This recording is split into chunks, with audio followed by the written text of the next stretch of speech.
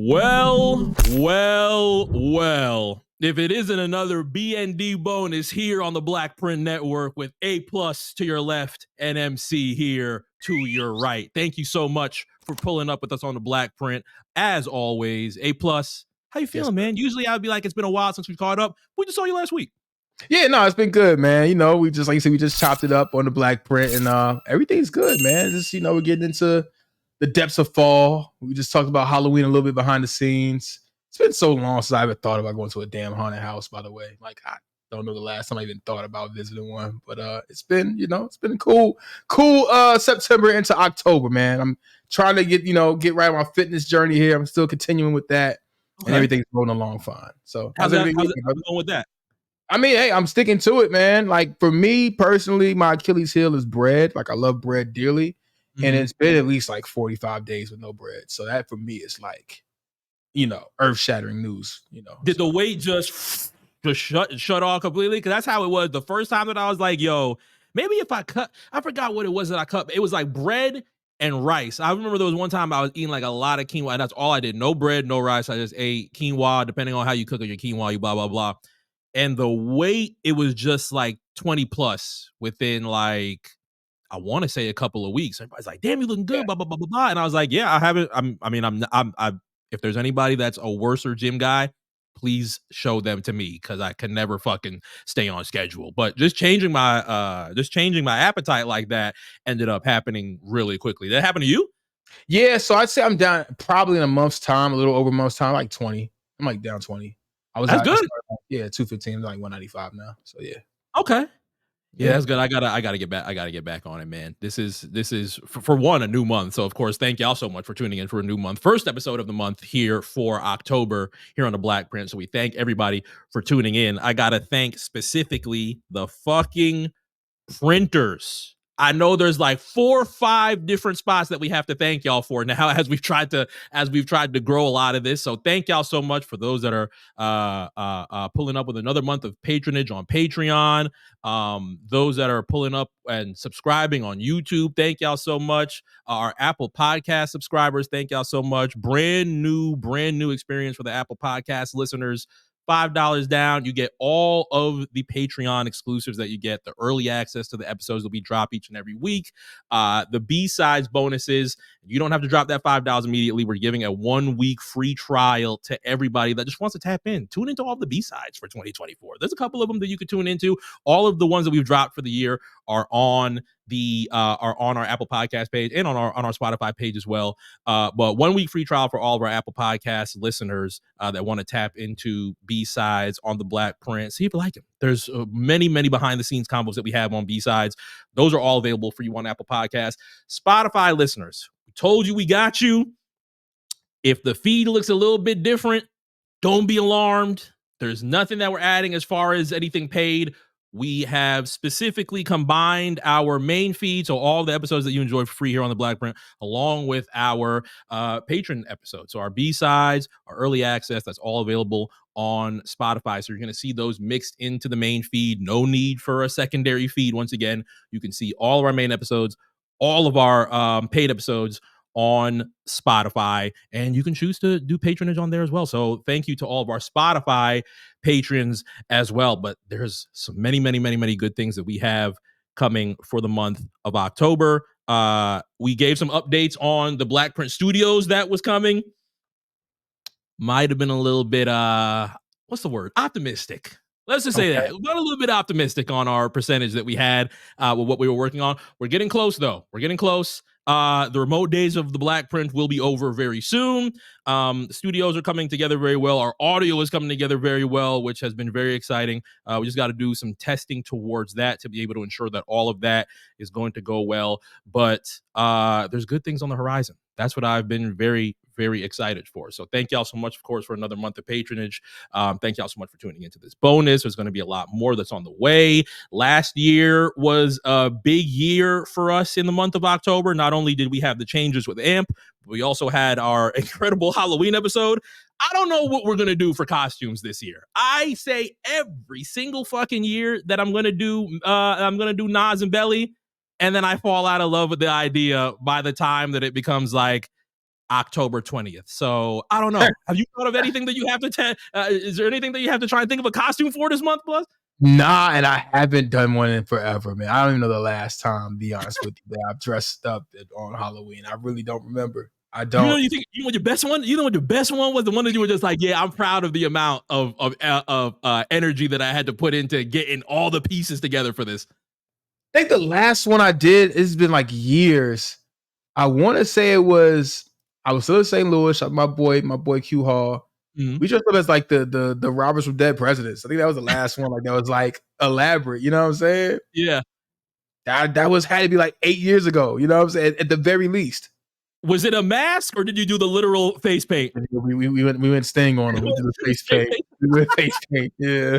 I forgot who did it. It was like one of the homegirls did it for us, but it didn't feel Stingish. It didn't feel like Sting. It's kind of close color wise. Yeah, it was close. It was like I said, the face paint. We definitely did it, but yeah, that's probably the most elaborate costume I probably ever did, like ever. Last year I was Drake. I'm not doing Drake again. That took that was so fucking stressful. Oh my god. For all the dogs, Drake was so fucking stressful just because I waited last minute to get the different colored hair clips. I had to make sure the pinks go with the pinks, the yellows go with the yellows, the greens go with the green. Never doing it again. And then I had to get the hair to make sure the hair was right, and the hair was stressful. Then I had to do the Virgil jacket. Never again. Never again. Yeah. Let me just put some contacts in my eyes, hope my eyes don't fall out, and I can do Nas and Belly and just walk through a dark club or walk through it. Actually, I don't know where I'm gonna walk. I don't know where I'm gonna walk through this month because you just put me on to something that I did not know out here in Los Angeles as I'm trying to find new ventures and new experiences out here in Los Angeles. Knott's Berry Farm was not something that I knew until recent. Yeah, so I don't know the first time I heard of Knott's Berry Farm, but I know it's I believe it's in the Cedar Fair chain of parks. We know it's owned Cedar Point here in Ohio, my hometown park, Kings Dominion in Virginia, and a number of others. Kings Island near Cincinnati. They got plenty of parks across the country. But yeah, I know about Knott's Berry Farm, but now they go into Knott's Scary Farm during Halloween. Scary Farm, okay. I'm just not the. I think I can gradually work towards being the horror type guy. I don't know if you're just naturally like, yeah, scary movie, yeah, count me in, blah blah blah blah. I've never really been. I've tapped in, and obviously between you and I, there's been scary characters within all forms of professional wrestling that we've kind of got used to. But movie wise, I think the one thing that I did to celebrate this week, on the first, I watched a movie that I haven't watched since I was like, had to be at least 6-7 years old. I haven't watched since 6-7 years old. I watched Beetlejuice for a very, very long time. I don't know if it enticed me enough to watch the new one. I think I might want to go watch the new one. I think it got good reviews, but I've just naturally never really been the one to just, ooh, it's scary month. Let me tap in, let me put blood all in my mouth and pose for the photos. Never really been that guy.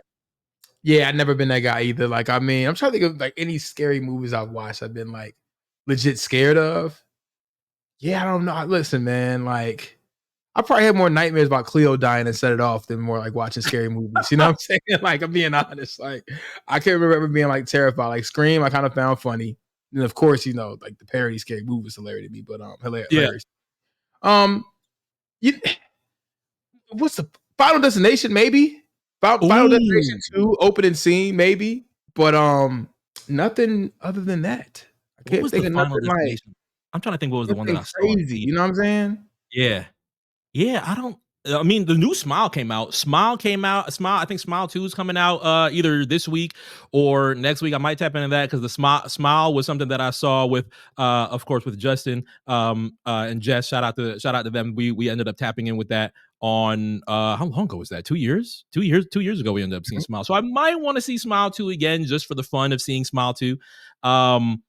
Outside of that, I'm just not. Resident Evil 7 was already a stress for me. I don't want to play any more Resident Evils. That was just too much, man. Just too much, man. I like my horror just surface level. So I don't know how much surface level horror that I can get today. Obviously, Justin already. I think he would have started already his 31 days of horror. Yeah, for sure. So for those that are listening as of right now, if you are listening on Friday, of course, you're listening early as a patron, so shout out to you. If you are listening early Saturday morning, thank y'all so much for bringing Plus and I into your living room or your car or your phone, wherever you play the Black Print and all of our BND bonuses.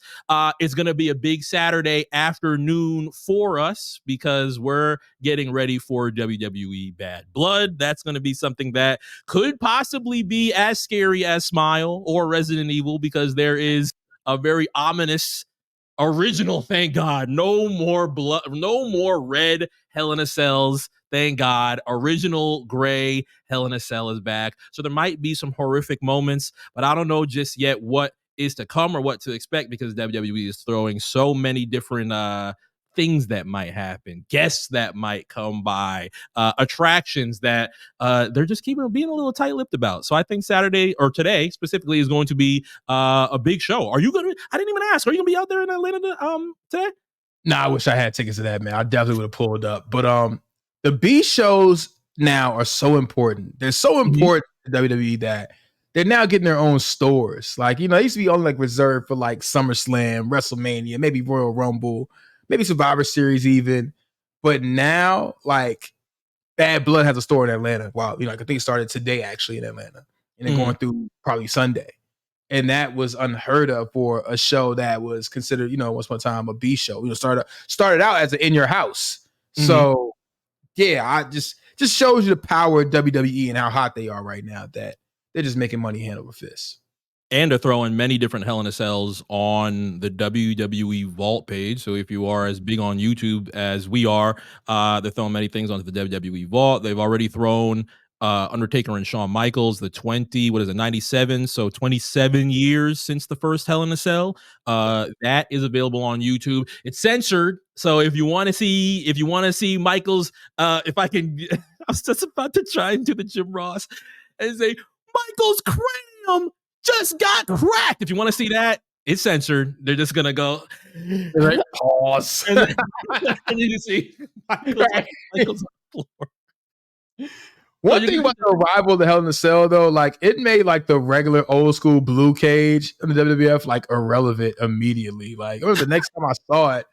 I can't remember if it was like a No Way Out. It was one of those pay-per-views. I know for a fact it happened the Raw after WrestleMania 14 because that's when we got like that classic pose of the new DX and in the show with like New Age Outlaws, X-Pac, and Triple H on each like corner of the old blue cage. But like maybe a year or so after, they like transitioned to like a steel cage, like an actual steel cage that's like you said, the old gray steel cage or regular cage match. But yeah, once Hell in a Cell arrived, that blue cage was just whack. What was more of an ominous jump to you? Blue Hulk Hogan era steel cage going into Hell in a Cell, or Hell in a Cell going into it's the design I like to call the Elimination Chamber? Which one was more ominous?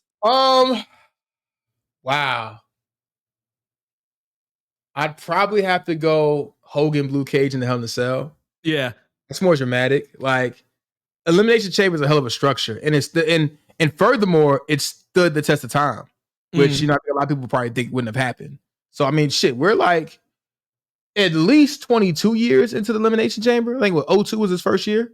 Yeah, Survivor Series 02. Yeah. So those are two concepts that, have lasted long. And I mean, if anything, the blue cage just fell by the wayside. Thank God. I mean, one time they tried to reinforce it with like a steel, at the top. I was like, what the hell are they doing? Just get rid of that whole thing. I'm trying to think. They used to put like a not in a barricade, but a little something up top to make sure it doesn't maneuver around or jiggle around. It looks like, like the, how can I put it? Like the steel that outlined the Titantron. Yeah.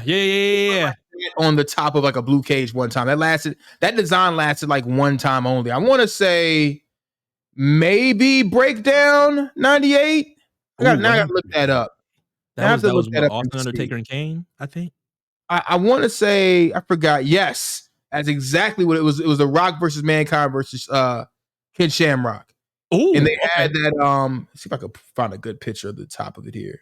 But this is kind of what it looks like right here. Oh, that top. It's not even the same color. What the hell was that? It was weird. It was weird. It was weird. But then, like, by the time that, what was it, Angle Benoit cage match on Raw, which was in Richmond, by the way, and I'm so mad I missed it. I didn't go to that one. But yeah, this is what we got this cage. This is like one of my favorite cages right here. The one he did the dot. Oh, the one with Benoit did the dot. Oh, that has the structure, but at least it matches it's a much thinner, the much thinner, gradier gray steel cage or silver steel cage was the one that also looked good. Yep. For sure. There is something that we have to celebrate as we speak about Richmond, Virginia. Shout out to Richmond, Virginia. We're a couple days away. We're a couple of days removed, so we can't celebrate it on the day. We're still within the week, so it kind of counts. This past Monday, 25 years. A moment that still stands the test of time and was a huge, huge moment for an 8-year-old Mark. For, I want to say, you might have been 11, 12? 12. Yeah, 12. For a 12-year-old A+, September 30th, 1999, a SmackDown that might fall by the wayside for a lot of WWE viewers.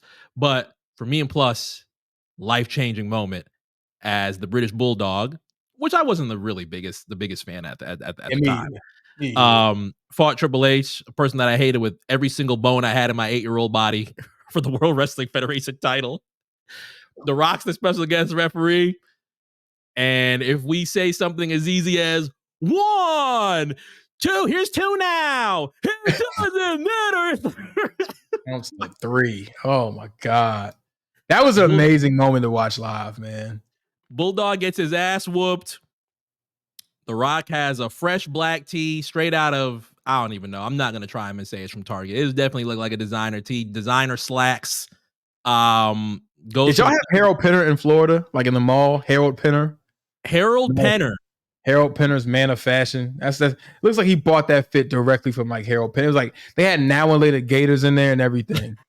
Like it's that type of store. Selling pimp gators in there?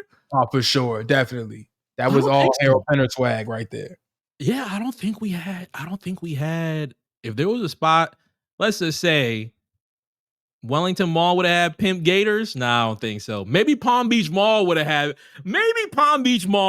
something like that, but that was way back in the day. Obviously, Palm Beach Mall is now Palm Beach Outlets, but for those that were in Palm Beach, Florida, like when the original Palm Beach Mall was there, and obviously I'm a little bit late, so I was born and raised in Palm Beach, but those early 2000s, you might find some now and later gators in there. You might find that store as well within there. Not necessarily where we were at, but you could probably find it there. But he takes that, goes for his people's elbow, slides on those damn shoes. Those shoes should be in a Hall of Fame somewhere. Whenever that physical Hall of Fame is ready, Triple H, please put those shoes in the physical Hall of Fame and does the people's elbow. That changes my life, changes A+'s life because he saw it live. I couldn't imagine how much that was to see it live. How was that?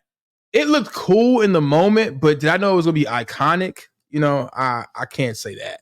I was just like, oh, whoa, you know what I mean? The kid, like, oh, wow. And it's just like, you know, it was cool. Even cooler than me, because like I said, I was an Austin kid. Yeah. So yeah, Austin like showing up at the end there, like I was like, oh, you know what I'm saying? I was popping. I was like, oh, like, if that bothers me, I can't remember if he came out to the crowd. I believe he did though. I want to say he did.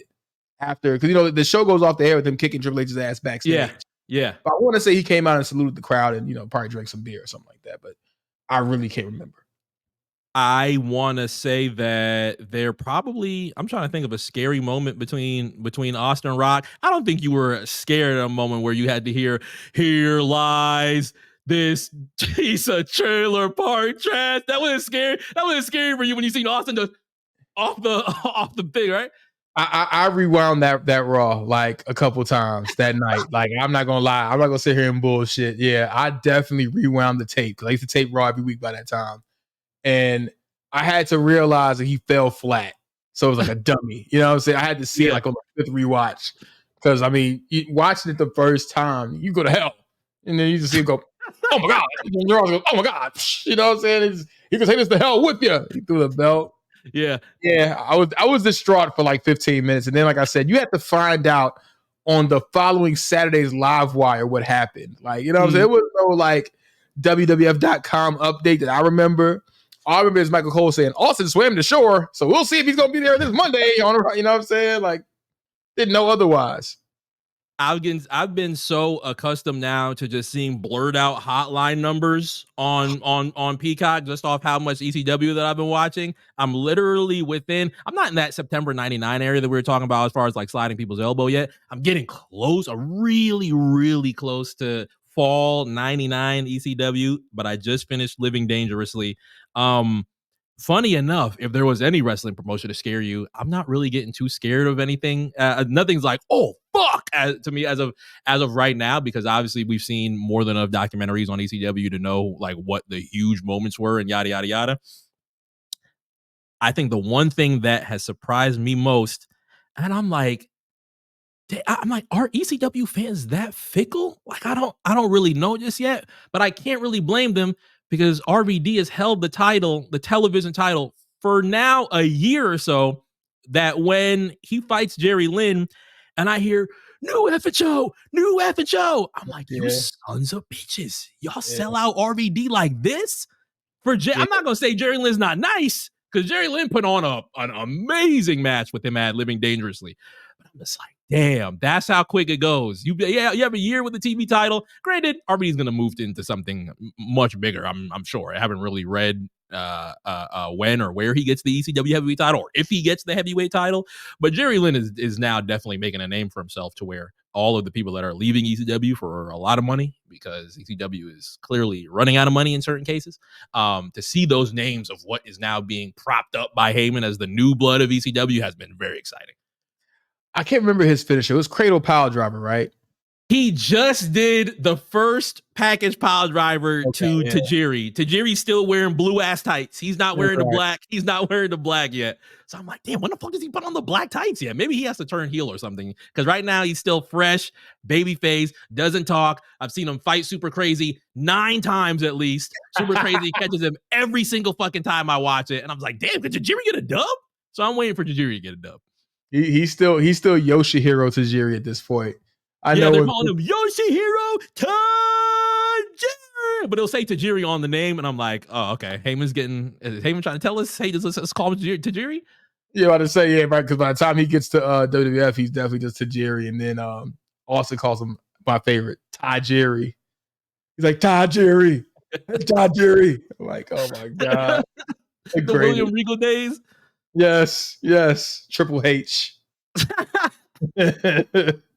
Classic moments, but everything that will be on the post of Bad Blood and everything that follows Bad Blood will be covered by us. Of course, you're going to hear from J5 next week on a new episode of The Black Print, but also tap in with us from another RNC Radio perspective on the A Show as well. Next week, you're going to hear everything from J5 and Meals regarding the post. Well, I was about to say the post game. I'm in a very, very sports oriented mode right now. The post of Bad Blood and everything that happened from the excitement of this past week of WWE, brand new things that are happening in the CW, brand new things that are happening outside of WWE as well. All of that covered on the A Show next week with J5 and Meals. Tap into that. Can I just say real quick that J5's Swerve Strickland rant was one for the books. Like that promo on Swerve, man. First of all, I stand by everything he said, and I second everything he said. Mm-hmm. The hell was Swerve Strickland, but carry on. But my bad, bro. I just want to put that out there. I loved every minute of that. You're not digging the syringes, bro? Not in the least. Not in the least. Like Swerve is the fucking worst. I'm sorry. He's a false prophet if I've ever seen one. Yeah, I saw a clip where he was just like, yeah, man, back in the day, I used to go to Triple H because I was hitting a wall as far as my creative. And he was like, yeah, man, go to Sean. And Sean was the one who really helped me out. I was just like, I don't know if, is this like driving a wedge between, for one, I don't think there's a single person in the world who's going to drive a wedge between Triple H and Shawn Michaels. That's one thing. No. Two, let's just say from very reputable sources that was not that ended up a little bit of a stretch of the truth, if I must say. So I know there's a lot of new exciting headlines that are coming out between what's going on with AEW and what's going on with their new deal with Max and so on and so forth. Who knows what happens in between that? I'm keeping my Max for many different reasons. Probably one of the few things, Max and Peacock are probably two things that are never going away, but I will skip the $10 edition to watch AEW pay-per-views. I passed on it with the NBA. I did not want those few extra moments of inside the NBA for $10 on Max. Did not think it was worth the bread. And who knows what people decide when the new AEW editions start making their way into Max yet. But such a thin skin promotion, man. They plugged that TV deal no short of like 7 times on the air yesterday. I'm like, this is one of the most the most on target things I heard spoken about AEW this week was from Conan. I was listening to a clip on YouTube, and they treat their audience as if they're all Patreon subscribers. You know what I'm saying? Like everything's very insular. Like they talk to everybody, like they know every granular detail about this show. Like if you watch, and of course you'll get bombed on by AEW fans. What, you didn't know about that? Like, come on, man. Like everybody's not as dialed in as you are to what's going on. Everybody doesn't have the time. Okay? Yeah. So they kind of lose sight of that. And yeah, they treat exactly all their fans, all their audience, entire audience, like they're all Patreon subscribers. Top tier too, like the highest tier possible. the $50 tier. $50 tier. Like the platinum package. Will they do it in the same? Will they do it in the same speed as Excalibur and be like, "Hey, for the $50 tier, please remember that Wrestle Dream is 1 week from Saturday. Hear it." Was that a good Excalibur? I don't know if that was a good Gertman early. There was a Gertner earlier in the show either. Yeah, that was a good Excalibur. All you have to do is sound like an auctioneer, and that's it. Do I have a 100? Do I have a 500? Do I have a 600? Do I have a 700? Like that's it. Every time I see, I just can't erase. I can't erase it, man. Every time I see that mask, I just see surprise. That's it. Every single time. I can't take this guy serious, regardless if he said that or not. But I'm like, that alone, never had my respect. Get out of here, you bum. Fucking jackass.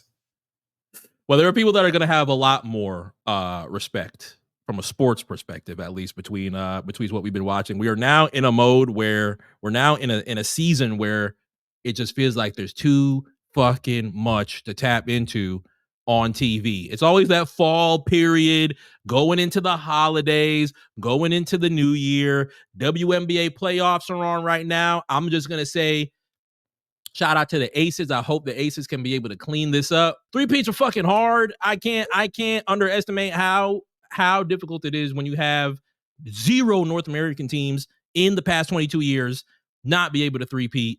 Obviously, I know the pain of not being able to 3-peat. I'm not going to go into those details. Greg Popovich, I still need you arrested for turning off the AC. I'll just let you know that right now. I'm not giving it up. Real Heat game. The real Heat game. I'm not giving it up, yo. I will scream this 30 years down the line. Someone needs to be arrested for game 1 of the 2014 NBA Finals. I don't know who. I don't know where. I'm sure there's photographic evidence. 2014 was what? iPhone 10? No, maybe. It can't be 10. Like 7, 8 maybe. I don't know. What iPhone? Actually, I'm about to look that up right now. What iPhone came out in 2014? Was that 11? It was 6. Whoa, I got that completely wrong. 6? It was 6. Oh, wow. So when was 10? When did iPhone 10 come out? If that was 2017. Bro, COVID has fucked up my vision of time and how long ago things were so fucking bad. That was 2017. Wow. Jeez. Would they be the first? Would the Aces be the first WNBA team to 3-peat, or like the Houston Comets did it back in the day or something? WNBA team to 3-peat. WNBA teams at 3-peated. I was just hearing them talk about Glenn Taylor and how many championships the Minnesota Lynx had. They're like, hey man, it's no easy feat, blah, blah, blah, blah, blah. 3-peats are elusive for a reason. WNBA history, only the Houston Comets, you're right, have done it when they won the first 4 titles from 1997 to 2000. So they were like the Boston Celtics initially, or whatever, the Minneapolis Lakers of their time. Yeah, exactly. It's crazy. The first four though. Ooh, damn. 4-peat. That's crazy. That's Cheryl Swoops team, I believe, right? Probably. I think Cynthia so. Cooper. Yeah. Let me double check. Cynthia Cooper was one of those stars, along with Cheryl too. It was one of those. Yeah, man. I hope that they can. If not, new stars, new things all being created within the WNBA, and that's going to continue to go on for the next couple of years. Football wise, I thought is just like that gif of Carmelo Anthony grabbing the basketball and getting ready to shoot, and he was like, "Nah, let me just put it back." I thought I was with y'all with the NFL this season. I tried. Every single time I tried, man, try to be a Dolphins fan. I was like, this ain't working. I made it to week 3. It ain't work, bruh. I tried to have an LA team. I had an LA team in mind. Had to renege it. Those. I don't think those plans. Rams or Chargers. I was gonna go Chargers. Can't do it, bruh. I was gonna go. I was gonna go bolt up. I was gonna bolt up. I was gonna get LaDainian Tomlinson. I was gonna scream that bit bolt up. I was gonna scream. You would have thought I was a fan for 30 years in this bitch. If I would have made it to SoFi, I was gonna get a LaDainian Tomlinson throwback. I was like, this is the only thing I know. Oh, actually, no, I'm lying. I do know the head coach. I do know the head coach at least. Oh, Harbaugh. Yeah, for sure. Yeah, I do know Harbaugh. I remember that Super Bowl vividly between the Niners and the Ravens. The Harbaugh Bowl, yes, the Lights Out Bowl. Yeah. Oh yeah, what a funny Super Bowl that was. But I couldn't do it, man. And I asked you this last year. Plus, how have you been feeling with your Washington Generals? And you were in an area where you were like, I'm all right, but I'm not exactly convinced just yet. How is it feeling now? What are we in week? I'm gonna guess 4. Going on 5, yeah. Going on 5. What's the temperature? Temperature is almost boiling. I'm not gonna lie, man. We're kind of back. We're back. So we are still back. Listen. We win next week against the Browns, which is touchy subject because I like the Cleveland Browns too. But yeah, we win, man. We're 4-1, and I think we have to get into we're so back territory because at this point, I can confidently say Jaden Daniels is the real deal. Like he's delivered. He's super accurate. Obviously, he can run. But we haven't had a quarterback like this. I mean, easily since RG3. Easily. I mean, we took him under in one season flat. So let's protect Jaden Daniels at all costs, please. When the next week comes, are there going to be people breathing down your neck talking about why are you cheering for the Generals in Cleveland? Is that going to happen, or do you usually have free reigns to just be like, listen, y'all know where I'm from? Yeah, I'm a card carrying member, man. That's my debit card. Like, I'll pull that out, just throw that down the table. It is what it is. But yeah, man, I could never turn my back on the Washington football team. I refuse to name the name. I can't bring myself to confidently say I'm a fan of the Commanders. I can't say that. But I said Generals. I got that wrong. I said Generals is Commanders. I thought it was a dig, and I was going to take it because the actual name is ass too. So I don't care. Well, who's Generals though? How do I fuck that up? Who's Generals that just got changed? Isn't that the team that always loses to the Harlem Globetrotters? Isn't it the Washington Generals? I swear they're like 0 for 1,000 against the Globetrotters. That is correct, but I'm thinking who else just changed the Generals? I can't be tripping. Hold on, Generals sports team. Washington Generals. Wow, I might have fucked it up. Wow, I might have fucked it up. That's always the job squad for the Globetrotters, I believe. The pin me, pay me's of basketball. The Washington Generals. Wow, I did not mean to try. All Commanders fans thought that was not. I thought it was a dig. I'm good. Not that good. I'm gonna just say that right now. I'm good, but not that good. That was not a dig. That was just me getting shit wrong as usual. Shout out to DMV, man. Our guy DMV in the Discord. He's been riding nonstop with the Washington football team. Oh, with the Washington football team? Okay. He stayed down because I'll admit it. I left. Same way I was out of WWE when I thought, Vince was just fucking it up. And I came back when H took the reins. Once Daniel Snyder got the fuck out of there, that's when I came back. I mean, it paid off. It was a choice that paid off. I think a lot of things sports wise for you are paying off very well because, well, depending on when you are listening to this show, if you are listening early as a patron, of course, you're listening today on Friday. If you were listening tomorrow on Saturday, this will be in past tense, but something that is going to save me as far as my own mental stability. The return of the NBA. Thank you, God. Thank you, God. The preseason starts today on Friday. You and the NBA champion Boston Celtics are enjoying a little bit of Abu Dhabi lifestyle right now. Y'all got two out of 3 nights with the Denver Nuggets out there in Abu Dhabi. How has your spirit been off a summer of celebration, new tats, new quotes, new beards. How is the 18th championship felt? You know, I learned last week that Jaylen Brown is taking his rap thing serious. Like he wants like DJs to actually play his record, the Just Do It song.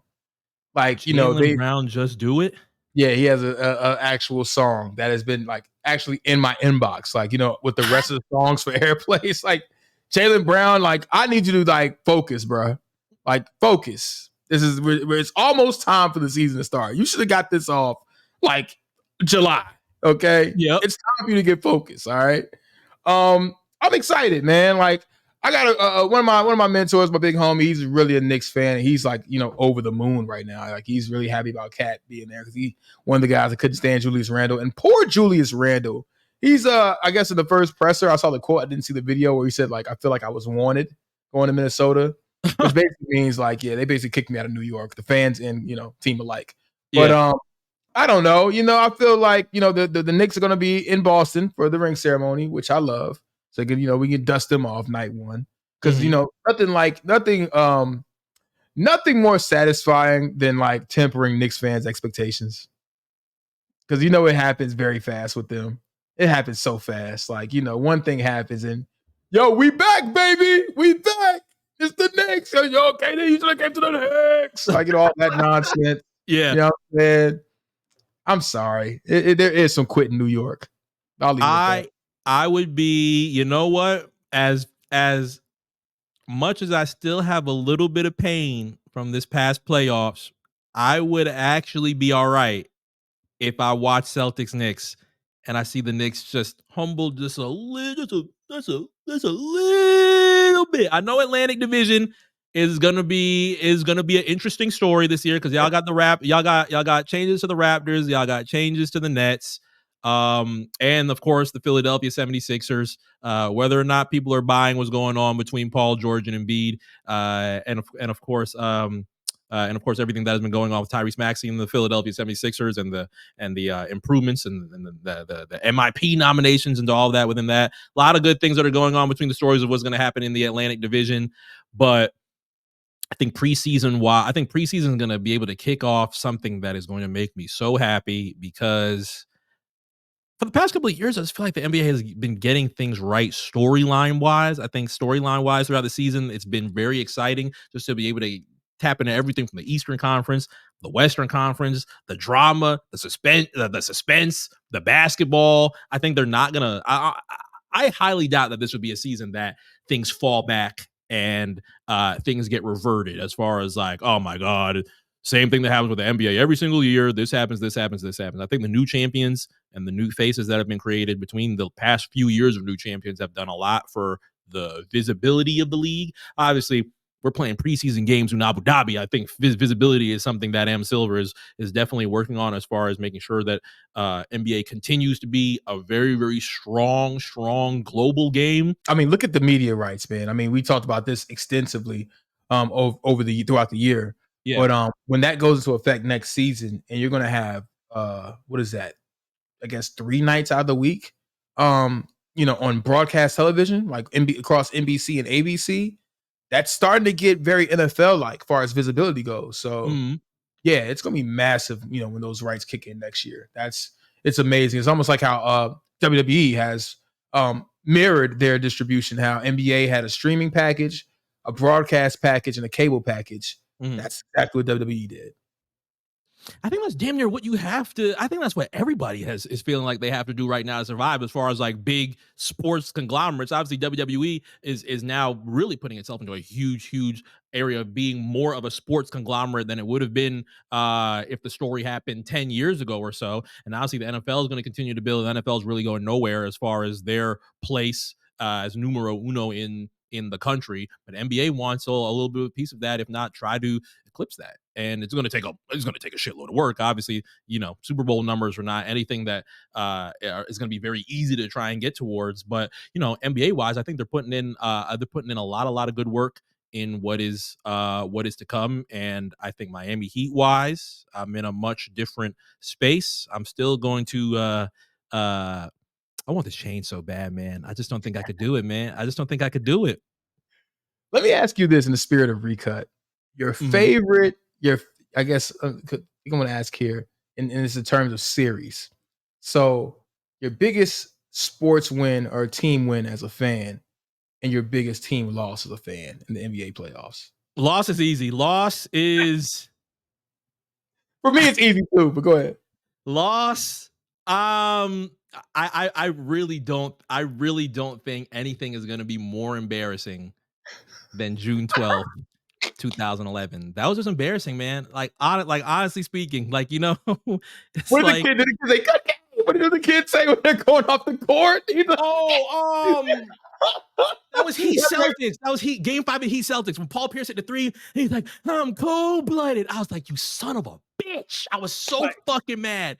And the kid was like, yeah, good game, good effort. Good. That's a classic Levitard sound. The next day, Stephen A. Smith was, not only is this series over, it's over for the Miami Heat. You got to trade. But I was so fucking mad. I wouldn't say I was embarrassed, though. Embarrassment is watching Ian Mahinmi take on Chris Bosh and going crazy. Embarrassment is watching Brian Cardinal shoot like Ray Allen. That is what's embarrassing. I don't think there's going to be anything more embarrassing than what had happened on June 12th, 2011. And I've kind of got over it, kind of haven't. I used to say that finals never happened, didn't exist. I haven't watched that finals since it happened. No, I think I probably watched a little bit of Game 6, like the first 2 quarters, and I was like, that's it. That's all I want. Yeah, I just want to see Eddie House or Mike Bibby shoot a 3 and see the American Airlines Arena get a little bit hype. I don't want to watch third quarter, fourth quarter. No, thank you. I still see Dirk jumping over. Like, if you're going to see somebody get emotional but not get emotional at the same time, that is what Dirk, like Nowitzki, did at that moment. Like, you could tell he was emotional, but on his face is like he's like stoned still. Maybe he's in shock even that this even happened. I still remember that. I was in shock that it happened, but I was just like, man, like, I'm happy for Dirk somewhat. I know the circumstance was bad, but he did not display emotion like he thought he would. I was so, God, it's so bad to just go back and think about it. When they were up 15 in Game 2, and Wade was just doing a little pose with the lean, the lean, and Jason Terry was like, "We can't go out like this." And Dirk did some bullshit over Haslam, threw the bitch up, made it. Wade said, "Give me the ball." Throws it over Dirk, falls, tries to sell eye contact to the ref. I said, "It's over. It's over." Oh my God, this is bad. This is really, really fucking bad. And it was only 1-1. It was only 1-1 at the time. The Heat won Game 3, and then obviously Dallas wins the next 3. But Game 6 was probably just the most embarrassing one. Yeah. As far as the best win, best win has got to be either, man, I honestly do not know. Here's the thing between 2013. Here's the thing with 2013 finals, between Game 6 and Game 7. Game 6 just had so much shock. I was just like, it was literally like time kind of freezing, but then it's not really frozen because everybody was drinking. There's alcohol involved, so now there's like a lot of raging Heat fans that are just like going so crazy. At the time that I ended up watching it at a Brews Room in like 2013. And Game 6 just had so much shock from the ending to the overtime. Game 7, I was pretty fucking shocked too. I would not necessarily say that's probably the one that gave me the most adrenaline in the veins. I'd have to say, if I had to choose one, it's Game 5, 2011 second round between the Heat and the Celtics. I think that was the time that LeBron was just like, yeah, it's time to get these demons up off my chest, and just scores 10 straight over Paul Pierce.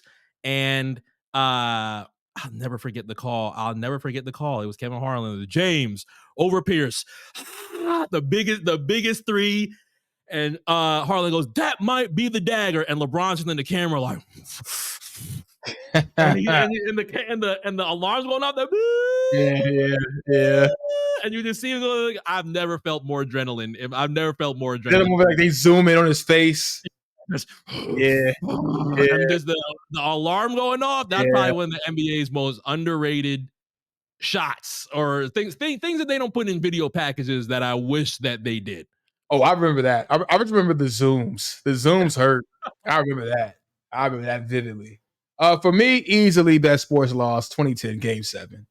No doubt about it. That had to the Ron Artest kiss of death is just embedded in my brain. I would never forget that ever. Ugly basketball too. That game was ugly basketball, and it felt like we had a shot until that shot. When the three goes in, does it feel like, oh fuck, it's going in, or is it just the slow motion of watching the three go in like that? It's the latter. It's the latter. It was slow motion. It was definitely it was slow motion. Yeah, and then like I said, when they come back to him, he's doing the kiss of death. I was like, oh, it's over. Oh, it's not happening. You know what I'm saying? Like, oh, this is actually a wrap. Yeah, I mean, but of course, best sports win, 131-92, Game 608. I was just like, wow. Because I mean, listen, man, I was on an island. I love Allen Iverson. He's from Virginia. I love AI. But for me, that was simply too easy. Like everybody in school is a fucking AI fan. Like, what would be like an AI fan like everybody else? I love them personally. But I wasn't a Sixers fan like Aaron McKee, Eric Snow. Like, yeah. Rest in peace to Kembe Mutombo, first and foremost. Oh my God, how do we fucking miss that? Jesus Christ. Rest in peace to Kembe Mutombo, for sure. But I wasn't exactly a Sixers fan. So the game, I was already like, I like Paul Pierce, but the game that really made me a Celtics fan was when they came back against the Nets. I want to say Game 3, 0-2 Eastern Conference Finals, and they went up 2-1 in that series, actually. I remember this too. Mike Breen was actually working for the NBA on NBC. That was last year, the NBA on NBC. And he called that game. So from that point on, like I saw Pierce be clutch in series that kind of didn't matter. Like I saw him ice the Pacers at least twice. I believe in 03 he iced them. And then in like 05 he iced them, kicked them out the playoffs too. Like he was always a clutch player. Even when he went toe-to-toe with LeBron in the semifinals in 08 on the way to the finals. Yep. They had that duel. I believe Bron had 45. Bron had 45 and Pierce had 41, I believe. That's like up there with the fabled Bird versus Dominique Wilkins shootout. Yep. So 131-92, Game 6, an absolute drubbing of the Lakers. Rest in peace, Kobe. Of course, we love Kobe, but that was like the beginning of the face turn for Kobe. Yeah, he just came back to the playoffs and all the way back to the finals. Now with Paul by his side, and of course he went on to win the next two. But I love that night. We will always have Game 6 in Boston in 08. The quotes that came after it, of course, very legendary. I'm not gonna say I don't have hate in my heart because I still do look at Jason Tatum with a little bit of a side eye. Obviously, he tried to have his own quotes at the end of this year's finals. Probably a complete footnote compared to everything that has happened in Tatum's 2024. Now that he's completed everything that he needs to complete. As far as news that almost fell off by the wayside, thank you so much for covering RIP to Kembe, because I don't know how the fuck I missed that. Something that feels a little bit similar to Allen Iverson fandom. It kind of felt like that within these past couple of days, learning of the retirement of Derrick Rose. There's been a lot of different support. There's been a lot of different support coming from actual NBA players, huge NBA fans that watched him, obviously Bulls fans that loved him. Taj Gibson was like, yeah, I don't even think I could post it yet. I still feel very emotional. I've been crying every day. I'm just like, damn. But then I started thinking about how many different teams that Taj and Rose have shared upon, obviously with the Bulls, but also the Knicks. There's a third team that I'm forgetting. Was it Memphis? I don't think Taj. I'm going to ask you, was it Memphis? There's a third team. I can't remember what the third team was. That Bulls team was gritty though. I mean, when I'm pretty sure some like Bulls fans, especially from Chicago, look back like, man, he was special. Because I mean, 11 Rose was special. Y'all iced him, but he was special. The main thing I remember, all I remember is the fucking soundbite. Stu Gatz goes, I got the heat in 5. Mike Wilbon goes, you got the heat in what? Lo and behold, Stu Gatz goes, right. Yeah, he goes, what's wrong? I goes like, you better open your eyes. I forgot. Was it Rick Bucher? Was it Rick Bucher that was like, they're going to job to Boozer and Noah? I can't remember if it was Rick Bucher that was like, yeah, we're going to job to Boozer and Noah. They let them 61 wins fool them. I think they went 61-21 that season.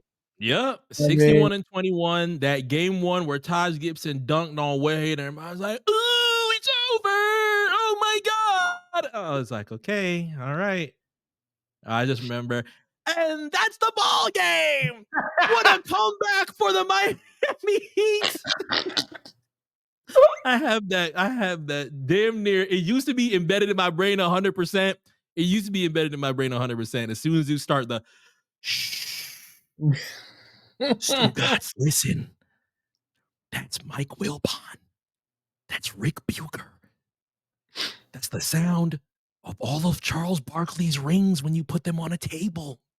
It's classic, man. and then the music just comes in, and they gave You it have to Al him again. Capone. We have Al Sunshine. You have Al Capone.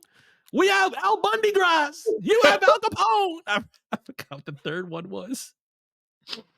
God, that's when I took notice of the show. Like, I think the first time I ever heard about Levitard's show was the Tim Hardaway comments. But I think that was on Levitard, right? But when I really took notice of this show was definitely like the first rant. The first rant just made me a fan, you know. First rant that I remember was, "Woo! Hey, South Beach, open your legs!" I was like, "Yeah, it's time to." What a different time in the fucking country, man.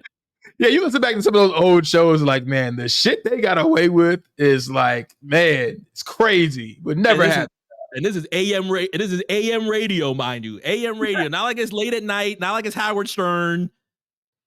This Drive is time. drive time AM radio that's saying a lot of these things. Much, much different time. But I'm not gonna put that on Derrick Rose's retirement. Of course, Derrick Rose means a lot to a lot of people out in the NBA. So big salute on that. I don't know what he's gonna be doing. I don't know what he's gonna be doing next. But obviously that class of '08, class of '09 ends up being one of the ones that damn near fading away at this point. We spent a couple of years saying, "Oh man, '03 draft is just LeBron, that's it." But really, I mean, there's not too many names left going a few years back. It's Jimmy Butler, it's probably a couple others, but we're starting to get close to the point where you can start counting them on one hand how many that are left, and it might fuck you up when you start going on Basketball Reference and you start seeing some of the oldest players on a team that were born in 1998, 1999, and it's like, oh fuck, damn, that's the oldest player that's on the team right now. That's going to be scary. That's going to be scary, and we're not far from that. We are so not far from that.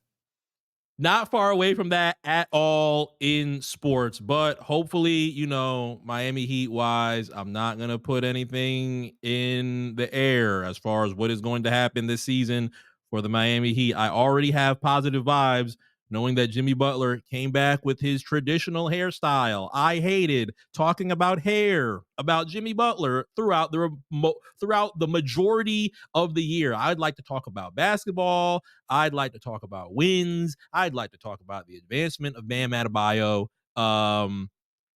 Many other names are going to be focal points for the Miami Heat. A lot of mess, thankfully, that we were able to swim through with Tyler Hero that I'd like to put to the side, and hopefully basketball wise things will be good with Tyler Hero. I just want things to be good, man. Last year was pain. Obviously, this is now in a completely different side of town, so I only have 2 basketball games that I can see for the year out here, which is gonna be tough because I'm pretty sure Raw's first Netflix night is in the Intuit Dome, which is probably days away from Lakers and the Heat, which I think is January 15th, which is the day before my birthday. So I don't know what I'm going to do yet as far as when I'm going to see the Heat this year. I'd love to go to Intuit. Was not the biggest fan of all the stories that were coming about it Intuit. Like, hey, they do face scans. They're gonna make sure that your body, you're gonna make sure that your body scan when you come through to make sure that you got a right ticket. There's gonna be a whole bunch of different things coming in from Intuit Dome as far as people that are watching shows, doing sports events. I'm really excited to still see it if Raw is in the Intuit Dome. I don't know if that's 100% confirmed yet if they are in Intuit Dome for the first Netflix night in 2025. If that is, that's going to be exciting, but I've got to see the Heat one way or another. And And I'm just hoping, postseason wise, it's a little bit better. I'm tired of doing this. Well, don't count them out. 7th, 8th seed, they might get to the final. Please, I'm tired of them. I'm tired of the minor victories. I'm tired of the well, if we hads. I just don't want to do it anymore. It's been a couple of years of it. I just want to sit in that top 3 of the Eastern Conference, be able to be talked about as a true contender, not a tongue-in-cheek contender, not they made the finals as a 7th seed. I want to be able to play this in pride. But you got to prove it to me. That's it. I gotta say though, at this point, I can't think of another team that's younger than the Miami Heat that has become a marquee franchise on par with the class of the league, especially the Heats. Like the Heat's been around with 88 or 89, I want to say. And 3 championships. We're talking what, 6 trips to the finals at this point, maybe 3 or 5 or 6 trips to the finals. Let's see, that's 2023, 2020, 14. 7 maybe or 6. It should be 6. It should be 2006, 2011, 12, 13, 14.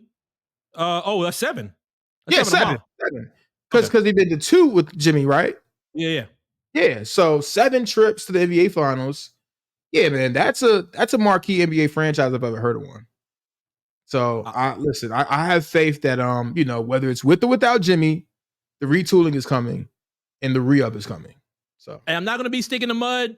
Summer League championship. I was the one that said, hey, let's support minor victories. Let's support minor victories. I'm not gonna be sticking the mud. I like it. Some of the young guys that were on that Summer League team are also on the team. They're in the rotation. I'm happy about that. I know there's a lot of Heat fans that's talking about youth. Let's get these guys the things that they need to be able to perform with a lot of the younger talent that is within the NBA and that is growing within the NBA as of right now. I get it completely. But, there's also a lot of fans that are very, very, very fucking hungry for another NBA championship. Who knows what is to come with that? But sports-wise, a lot of different storylines that are on the way between the NFL, the NBA, the WNBA, the WWE, and we're going to you're going to see a lot of the feedback, not necessarily feedback, but a lot of the comments from A+ from myself and from everybody here on the Black Print Network everywhere that we have our socials. So do tap in with us. YouTube, Apple Podcasts, Spotify, Patreon. I think those are our 4 pillars. Right now. Google Podcasts went away earlier this year. So, rest in peace to Google Podcasts, but obviously many, many different ways that you can listen to the Black Print and enjoy not only our main episodes of the Black Print, but also all of our BND bonuses just like this. Episode 68 of the Black Print will be out for you next week, whether it's early in the week or later in the week. We will confirm to that with you on all of our socials, so do keep a lookout for all of those details. Of course, for those that are tuning into the weekend, of course, enjoy Bad Blood, enjoy everything that you have going on for the weekend, the first week of October. Let's make everything as beautiful as possible here for all of the printers. And until then, you will hear from us next week on another episode of the Black Print. So for A+ and for myself, we will see you next week. Peace.